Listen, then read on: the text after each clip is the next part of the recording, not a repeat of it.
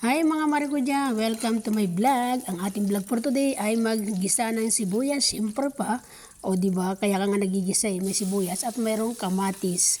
Ang ating ulam for today mga kapatid, mga kababayan ay napakasarap, talagang mapapaanli ka sa kanin.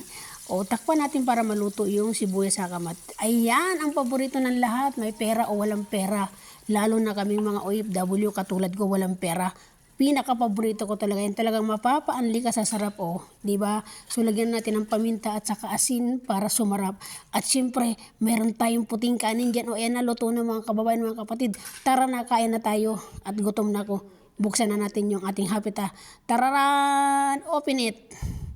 Para makita natin. So ayan na ang ating ginisang sardinas with kape na mainit sa taglamig. Di ba? Ayan, kain na ng kain, Inday. Para lalo kang lumakas at marami ka na naman trabaho.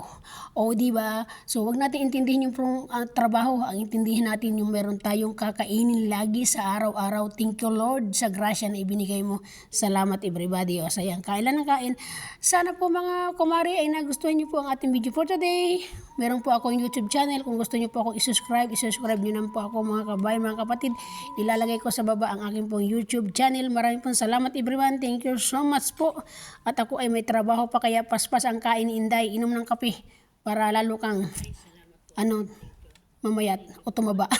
Dalawa lang yan. Siya, salamat everyone. Thank you so much. Nabusog na po ako. Salamat po sa grasya Lord. Thank you. At bye-bye po. Aray ko po, bye-bye po. God bless. Salamat po. At ako'y nasasamida. Bye-bye.